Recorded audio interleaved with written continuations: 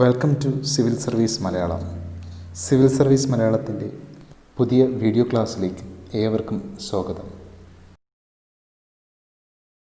Civil service Malayalam ഇന്ന് ഇവിടെ discuss ചെയ്യുന്നത് ഹ്യൂമൻ ബോഡിയെ പറ്റിയാണ്, മനുഷ്യ ശരീരം. Human beings are arguably the most complex organism on this planet. Imagine billions of microscopic parts, each with its own identity, working together in an organized manner for the benefit of the total being. The human body is a single structure, but it is made up of billions of smaller structures of four major kinds. മനുഷ്യൻ വളരെ സങ്കീർണത നിറഞ്ഞ ഒരു ജീവിവർഗമാണ് മനുഷ്യൻ എന്ന് പറയുന്നത്. വളരെ സൂക്ഷ്മങ്ങളായ അനേകം ഘടകങ്ങൾ ചേർന്നിട്ടാണ് മനുഷ്യ ശരീരം രൂപപ്പെട്ടിട്ടുള്ളത്. ഇവയ്ക്ക് ഓരോന്നിനും ഓരോ ധർമ്മവുമുണ്ട്. ഇവയെല്ലാം പ്രവർത്തിക്കുന്നത് ഒരു പൊതുവായ ധർമ്മത്തിന് വേണ്ടിയിട്ട് കൂടിയാണ്. ശരിക്കു പറഞ്ഞാൽ മനുഷ്യ ശരീരം എന്ന് പറയുന്നത് ഒരു സിംഗിൾ സ്ട്രക്ചറാണ്. പക്ഷേ അനേകം സ്മാളർ സ്ട്രക്ചേഴ്സ് കൂടിച്ചേർന്നിട്ടുള്ളതാണ് മനുഷ്യ ശരീരം. പ്രധാനമായിട്ടും 4 വിധത്തിലുള്ള സ്ട്രക്ചേഴ്സ് ചേർന്നാണ്, സ്മാൾ സ്ട്രക്ചേഴ്സ് ചേർന്നാണ് ഹ്യൂമൻ ബോഡി എന്ന സിംഗിൾ സ്ട്രക്ചർ രൂപപ്പെട്ടിട്ടുള്ളത്. ഫസ്റ്റ് വൺ സെൽസ് അഥവാ കോശങ്ങൾ, 2 ടിഷ്യൂസ്, 3 ഓർഗൻസ് അഥവാ അവയവങ്ങൾ, 4 systems. Systems including skeletal systems, muscular system, digestive system, respiratory system, nervous system and circulatory systems. ഇതിലാദ്യം സെൽസിനെ പരിചയപ്പെടാം. Cells have long been recognized as the simplest units of living matter that can maintain life and reproduce themselves. ജീവൻ്റെ അടിസ്ഥാന ഘടകമെന്ന് കണക്കാക്കുന്നത് കോശങ്ങളെയാണ്. കൂടാതെ ഇവ സ്വയം രൂപപ്പെട്ടുകൊണ്ടേയിരിക്കുന്നു. ഇവയെപ്പറ്റി വിശദമായി നോക്കുകയാണെങ്കിൽ, all organisms are made up of cells. എല്ലാ ജീവിവർഗങ്ങളും ഉണ്ടായിട്ടുള്ളത് അല്ലെങ്കിൽ രൂപപ്പെട്ടിട്ടുള്ളത് അടിസ്ഥാന കണികകളായ സെൽസ് ചേർന്നാണ്. All the new cells are derived from existing cells by division. എല്ലാ പുതിയ കോശങ്ങളും രൂപം കൊള്ളുന്നത് നിലവിലുള്ള കോശങ്ങൾ വിഘടിച്ചിട്ടാണ് രൂപം കൊള്ളുന്നത്. The word cell is derived from the Latin word cellula. കൂടാതെ സെൽസ് എന്ന പദം രൂപപ്പെട്ടിട്ടുള്ളത് ലാറ്റിൻ വേർഡായ സെല്ലുല എന്ന വേർഡിൽ നിന്നാണ്.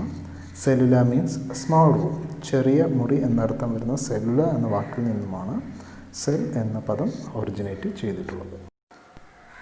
Cell was discovered by Robert Hooke. കോശങ്ങളെ ആദ്യമായി കണ്ടെത്തിയത് റോബർട്ട് ഹുക്ക് എന്ന ശാസ്ത്രജ്ഞനാണ്. സ്റ്റഡി ഓഫ് സെൽസിനെ അറിയപ്പെടുന്നത് സൈറ്റോളജി എന്നാണ്. Cytology is the study of cells. Then next, tissues. Tissues are somewhat more complex units than cells. By definition, a tissue is an organization of a great many similar cells.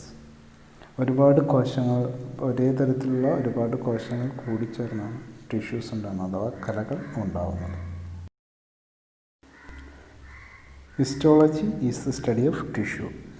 കലകളെക്കുറിച്ചുള്ള പഠനത്തിന് histology എന്നാണ് പറയുന്നത്. Scientist who formulated the cell theory M J. Schleiden and Theodor Schwann. ഇവരിൽ സസ്യകോശങ്ങൾ കണ്ടെത്തിയത് M J. ഷ്ലീഡനും ജന്തുകോശം കണ്ടെത്തിയത് Theodor ഷാനുമാണ്. The nucleus in the cells discovered by Robert Brown. കോശങ്ങൾക്കുള്ളിലെ ന്യൂക്ലിയസിനെ, കോശത്തിൻ്റെ മർമ്മഭാഗമെന്ന ന്യൂക്ലിയസിനെ ആദ്യമായി കണ്ടെത്തിയത് റോബർട്ട് ബ്രൗൺ ആണ്. Scientist who modified cell theory Rudolf Virchow. നമ്മൾ നേരത്തെ പറഞ്ഞു സസ്യകോശങ്ങൾ കണ്ടെത്തിയത് എം.ജെ. ഷ്ലീഡനും ജന്തുകോശങ്ങൾ കണ്ടുപിടിച്ചത് തിയോഡർ ഷാനുമാണെന്ന്. എന്നാൽ ഇവർ കണ്ടെത്തിയ സെൽ തിയറിക്ക് മോഡിഫിക്കേഷൻസ് നൽകിയത് അത് റുഡോൾഫ് വിർഷോ ആണ്. എക്സിസ്റ്റിംഗ് സെല്ലുകളിൽ നിന്നുമാണ് പുതിയ സെല്ലുകൾ രൂപം കൊള്ളുന്നത്. നിലവിലുള്ള കോശങ്ങളിൽ നിന്നുമാണ് പുതിയ കോശങ്ങൾ ഉണ്ടാകുന്നു എന്നുള്ള കണ്ടെത്തലായിരുന്നു അതിലൂടെ, ആ തിയറിയിലൂടെ അദ്ദേഹം പ്രസ്താവിച്ചത്. ഇനി നമുക്ക് അനിമൽ സെല്ലിനെ കൂടുതൽ ഡീറ്റെയിൽഡ് ആയിട്ട് പഠിക്കാം. Outermost covering of the animal cell is made up of cell membrane. ജന്തുകോശങ്ങളുടെ പുറമേയുള്ള ഭാഗം നിർമ്മിക്കപ്പെട്ടിട്ടുള്ളത് കോശസ്തരങ്ങൾ അഥവാ സെൽ മെമ്പറൈൻ കൊണ്ടാണ്. കോശങ്ങളിലെ ഈ കോശസ്തരത്തിനുള്ളിലായിട്ട് ദ്രവരൂപത്തിലൊരു പദാർത്ഥമുണ്ട്. അതിനെ സൈറ്റോസോൾ അഥവാ സൈറ്റോപ്ലാസം എന്ന് വിളിക്കാം. The liquid found inside the cell is called cytosol or cytoplasm. കോശത്തിൻ്റെ പ്രധാന ഭാഗം എന്നറിയപ്പെടുന്നത് ന്യൂക്ലിയസ് ആണ്. മർമ്മഭാഗം എന്നറിയപ്പെടുന്നത് ന്യൂക്ലിയസ് ആണ്. നേരത്തെ പറഞ്ഞു ന്യൂക്ലിയസ് കണ്ടെത്തിയ ശാസ്ത്രജ്ഞൻ റോബർട്ട് ബ്രൗൺ ആണ്. റോബർട്ട് ഹുക്ക് ഉണ്ട്. റോബർട്ട് ഹുക്ക് കണ്ടെത്തിയത് കോശങ്ങൾ കണ്ടെത്തിയ വ്യക്തിയാണ് റോബർട്ട് ഹുക്ക്. എന്നാൽ കോശത്തിനുള്ളിലെ മർമ്മം ന്യൂക്ലിയസിനെ കണ്ടെത്തിയത് റോബർട്ട് ബ്രൗൺ ആണ്. ന്യൂക്ലിയസിനെ കോശത്തിൻ്റെ ബ്രെയിൻ എന്ന് അറിയപ്പെടുന്നു. Nucleus is known as brain of the cell.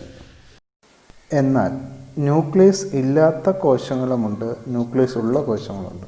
Nucleus ഇല്ലാത്ത കോശങ്ങളെ പ്രോകാരിയോട്ടിക് കോശങ്ങളെന്നും ന്യൂക്ലിയസ് ഉള്ള കോശങ്ങളെ യൂകാരിയോട്ടിക് കോശങ്ങളെന്നും അറിയപ്പെടുന്നു.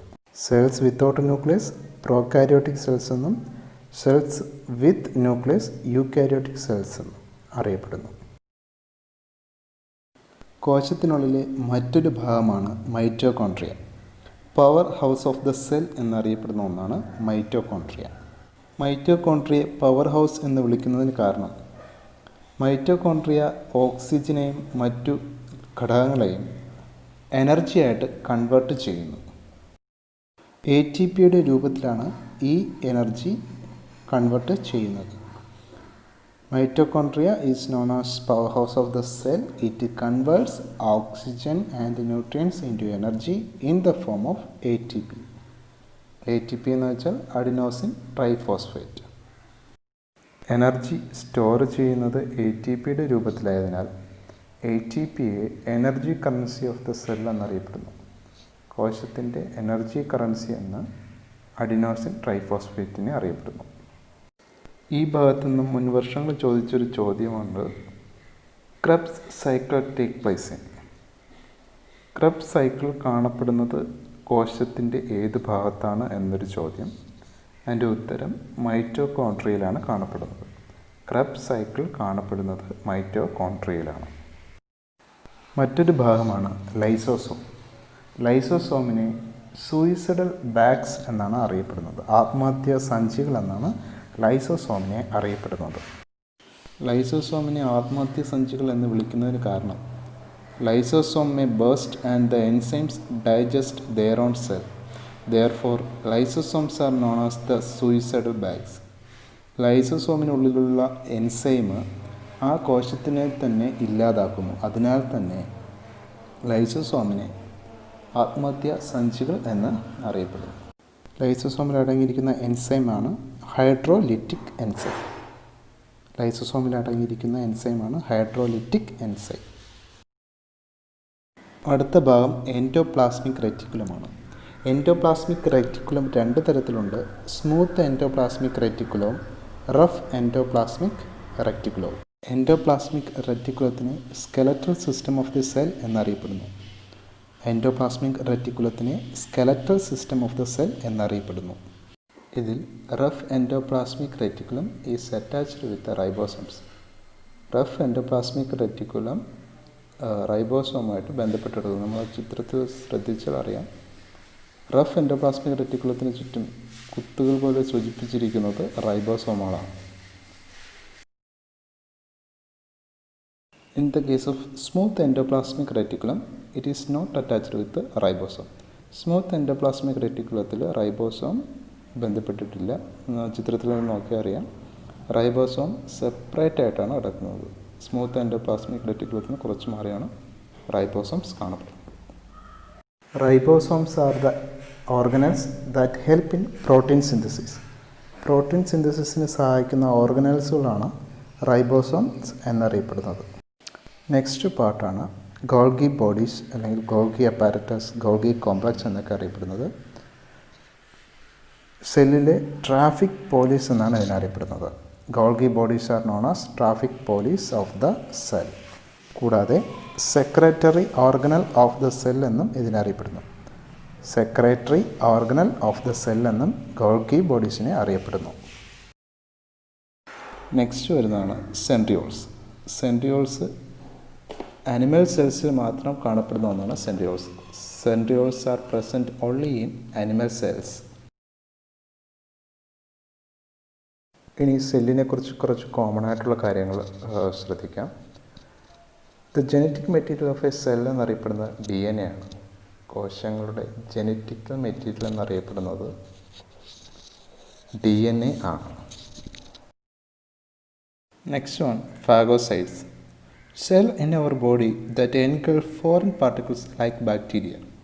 ബാക്ടീരിയ പോലെയുള്ള ഫോറിൻ പാർട്ടിക്കിൾസ് നമ്മുടെ ശരീരത്തിൽ കടന്നുകൂടിക്കഴിഞ്ഞാൽ അവയെ ഇല്ലാതാക്കുന്ന സെല്ലുകളെയാണ് ഫാഗോസൈറ്റ്സ് എന്ന് പറയുന്നത്. ആ പ്രോസസ്സിനെ ഫാഗോസൈറ്റോസിസ് എന്ന് പറയുന്നു. Phagocytosis mean cell eating. Cell eating പോലെ മറ്റൊന്നാണ് സെൽ ഡ്രിങ്കിങ് അഥവാ പീനോസൈറ്റോസിസ്. മീറ്റോസിസ് അഥവാ ക്രമഭംഗം. The cell division takes place in plant and animal cells for the growth is called mitosis. കോശങ്ങളിലും സസ്യകോശങ്ങളിലെയും പുതിയ കോശങ്ങൾ രൂപം കൊള്ളുന്ന രീതിയാണ് മീറ്റോസിസ് എന്ന് പറയുന്നത്. നിലവിലെ കോശങ്ങൾ വിഘടിച്ച് പുതിയ കോശങ്ങൾ ഉണ്ടാകുന്നു, അതിന് മീറ്റോസിസ് എന്ന് പറയും. നെക്സ്റ്റ്, മിയോസിസ് അഥവാ ഊനഭംഗം. The cell division takes place in the germ cells. പ്രത്യുൽപാദന കോശങ്ങളിൽ നടക്കുന്ന കോശവിഭജനത്തെ അല്ലെങ്കിൽ പുതിയ കോശങ്ങൾ രൂപം കൊള്ളുന്നതിനാണ് മിയോസിസ് അഥവാ ഊനഭംഗം എന്നറിയപ്പെടുന്നത്. കോശങ്ങളുടെ ചില അടിസ്ഥാന വിവരങ്ങൾ കൂടി.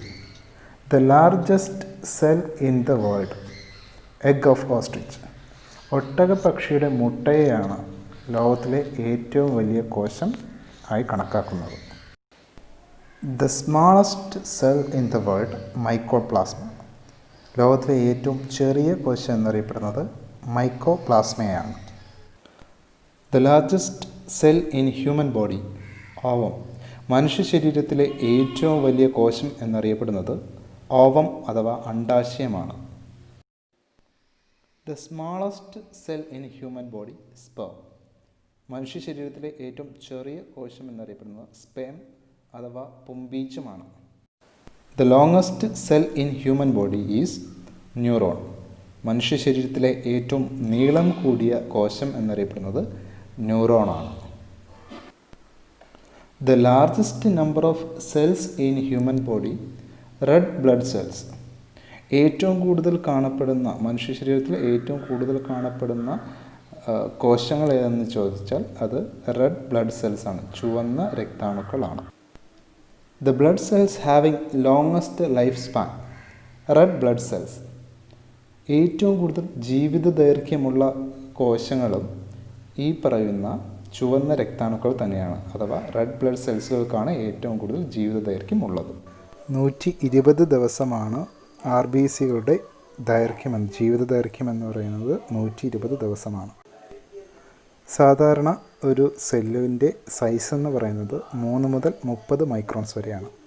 സാധാരണ കോശങ്ങളുടെ സൈസ് എന്ന് പറയുന്നത് 3 മുതൽ 30 മൈക്രോൺസ് വരെ ഉണ്ടാകും.